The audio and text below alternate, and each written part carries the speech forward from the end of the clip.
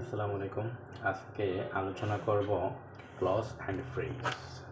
What is clause অথবা clause কীভাবে আমরা খুব দ্রুত চিনতে পারবো, আর ফ্রেজ ফ্রেজ কী, ফ্রেজ কীভাবে আমরা খুব দ্রুত চিনতে পারবো। আচ্ছা, ক্লজ ক্লজ হচ্ছে group of words. Group of words, আচ্ছা, তার মানে কি কয়েকটা ওয়ার্ড একসাথে থাকবে। আচ্ছা, having a subject a verb, তাহলে ক্লজে কী থাকবে? একটা সাবজেক্ট থাকবে আর একটা ভার্ব থাকবে, অথবা দুটো সাবজেক্ট থাকবে দুটো ভার্ব থাকবে, মানে যতটা সাবজেক্ট থাকবে ততটা ভার্ব থাকবে। আচ্ছা, ক্লজ হচ্ছে কি এ ফুল অফ সেন্টেন্স, একটা পূর্ণাঙ্গ একটা কি বাক্য। তাহলে ক্লজ বলতে ক্লজের মধ্যে আমরা কী কী পাচ্ছি? গ্রুপ অফ ওয়ার্ডস, এর মধ্যে কী থাকবে? সাবজেক্ট থাকবে, ভার্ব থাকবে, তারপর হচ্ছে যে a full sentence. For example, I know where he lives. আচ্ছা, হোয়ার হি লিভসে যদি আন্ডারলাইন করা থাকে তাহলে যদি বলে এটা কি ক্লজ নাকি ফ্রেজ। আচ্ছা, এখানে আমরা দেখা যাচ্ছে কি হোয়ার একটা ওয়ার্ড, হি একটা ওয়ার্ড, লিভস আর একটা ওয়ার্ড, তাহলে তিনটা ওয়ার্ডের সমন্বয়ে তাহলে এখানে কি দেখা যাচ্ছে? হিটা কি সাবজেক্ট, লিভসটা কি ভার্ব, তাহলে সাবজেক্ট আছে, ভার্ব আছে এবং কি কয়েকটা শব্দ আছে, তাহলে এটা কি হবে? তাহলে clause. Number 2, I know the man who went there. আচ্ছা, এখানে হু ওয়েন্ট দেয়ার এর নিচে যদি আন্ডারলাইন করা থাকে তাহলে এখন এটাকে কি ধরবো আমরা? হোটা কার বিপরীতে বলছে? দ্য ম্যানের বিপরীতে। দ্য ম্যানের বিপরীতে তাহলে এদিকে যদি হো বসে, হোটা হচ্ছে কি আমার জন্য সাবজেক্ট, ওয়েন্টটা হচ্ছে আমার জন্য ভার্ব, তাহলে দেয়ার হচ্ছে আমার জন্য অবজেক্ট। তাহলে হো ওয়েন্ট দেয়ার, তাহলে এখানে কি কয়েকটা তিনটা ওয়ার্ড আছে, এটার মধ্যে সাবজেক্ট আছে, ভার্ব আছে, তাহলে এটা কি আমরা ক্লজ বলবো।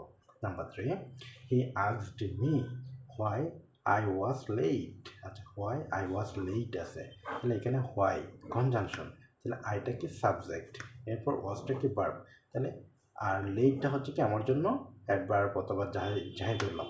আচ্ছা, এখানে কয়টা ওয়ার্ড আছে? হোয়াই আই ওয়াজ লেট, তাহলে 4টা ওয়ার্ড আছে, এখানে সাবজেক্ট আই আছে, ভার্ব ওয়াজ আছে, তাহলে সাবজেক্ট আছে, ভার্ব আছে এবং কি কয়েকটা ওয়ার্ডের সমন্বয়ে, তাহলে এখন এটাকে আমরা কি বলবো? ক্লজ বলবো। আচ্ছা, he is the boy who is a player. আচ্ছা, এখানে হোটা কেন বসছে? দ্য বয়ের বিপরীতে বসছে, তাহলে ইজটা কি আমার জন্য ভার্ব, তাহলে সাবজেক্ট আছে, ভার্ব আছে, তাহলে এটা আমার জন্য কি হবে? ক্লজ হবে। আচ্ছা, I know what he did.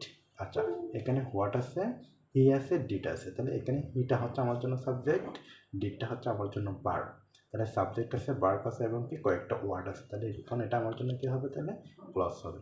তাহলে ক্লজে কি থাকবে? গ্রুপ অফ ওয়ার্ডস, সাবজেক্ট থাকবে, ভার্ব থাকবে, তারপর হচ্ছে যে এ ফুল সেন্টেন্স।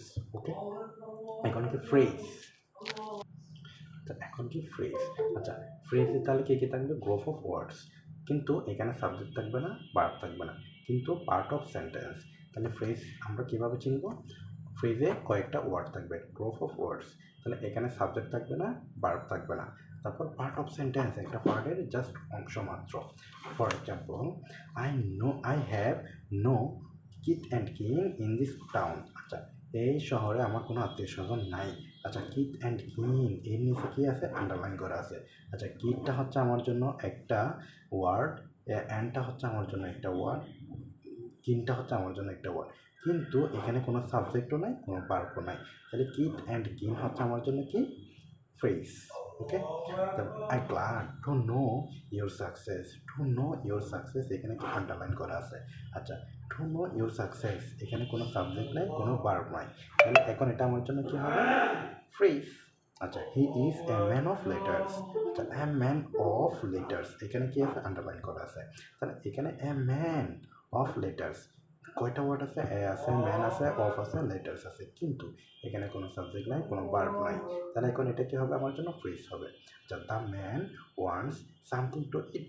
আচ্ছা, সামথিং টু ইট এখানে সামথিং টু ইট 3টা ওয়ার্ড আছে, কিন্তু এখানে আমার কোনো সাবজেক্ট নেই, কোনো ভার্ব নাই, তাহলে এখন এটা আমার জন্য কি হবে? ফ্রেজ হবে।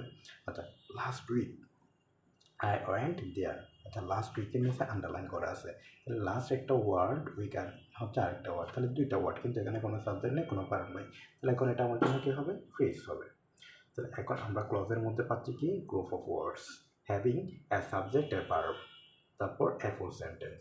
তাহলে what is different to clause and phrase? তাহলে ফ্রেজের মধ্যে আমরা পাচ্ছি কি? Group of words, not have to verb subject. Okay, so number 3 তারপর কি a part of sentence, তাহলে ক্লজের মধ্যে আমরা পাচ্ছি group of words having a subject a verb a full sentence। তারপর আমরা ফ্রেজের মধ্যে পাচ্ছি group of words but not have a subject a verb, only part of sentence। ওকে, এগুলো সব এখান থেকে আশা করি আপনারা বিসিএস বলেন, কম্পিটিটিভ এক্সাম বলেন, যে কোনো পরীক্ষার মধ্যে কয়েকটা কোয়েশ্চেন পাবেন। ঠিক আছে, ক্লজ অ্যান্ড ফ্রেজ কমপ্লিট করলাম। নেক্সট টাইম দেখি অ্যাডজেক্টিভ অথবা অন্য কিছু নিয়ে আলোচনা করা যায় কিনা। ওকে, সবাই ভালো থাকবেন, বাই বাই।